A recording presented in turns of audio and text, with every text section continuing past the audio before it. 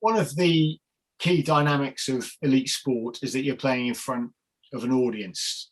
Now, that might be fans, it might be away supporters, might be your friends and family, and certainly the media. I'm talking to Kai Horstmann and Carl Rimmer to find out how much that affected their performance when they played for the Exeter Chiefs.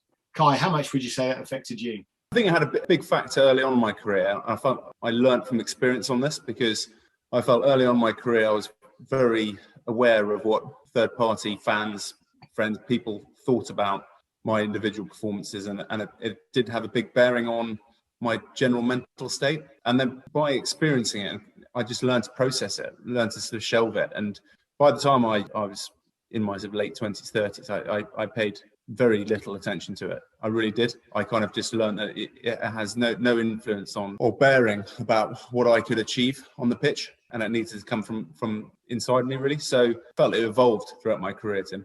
Oh, very interesting. Carl, what about you?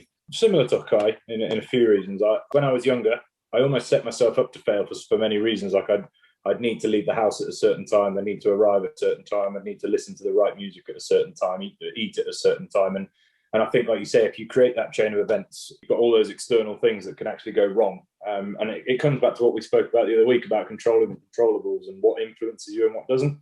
I actually think I've got my family and my kids to thank for the fact that it stopped being a problem. Anyone with a young family will tell you that you want to have a perfect quiet morning leading up to a game. It isn't going to happen. I think that took away that need to just have that validation from external forces. But yeah, certainly with anything like that, it just stopped becoming a problem. But I also think you can use them to your own advantage. Things like away fans, negative media press, negative coaches, stuff like that. I think you can use them to your own advantage if you choose to do so. And they can actually be quite powerful drivers as well. Very interesting. Kai, do you think you can use away fans, let's call them away fans, to your advantage? The shed at Gloucester, for example?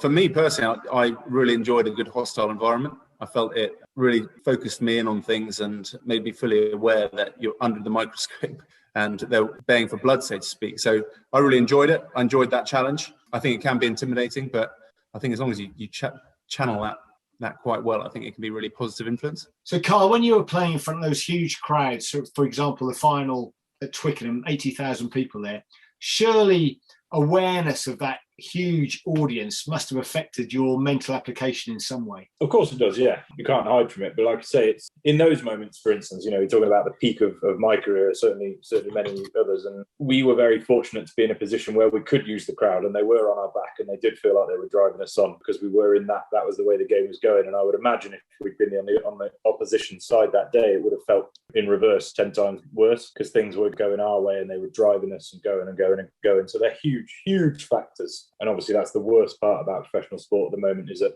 we can't put those people in the stadium to add to what is the entire atmosphere, really. They are huge drivers, but I would be remiss to go back on what I said a minute ago, that I've played at some of the hostile places and it's almost nice. It's almost nice to run out there and feel, but that's only when it's going your way.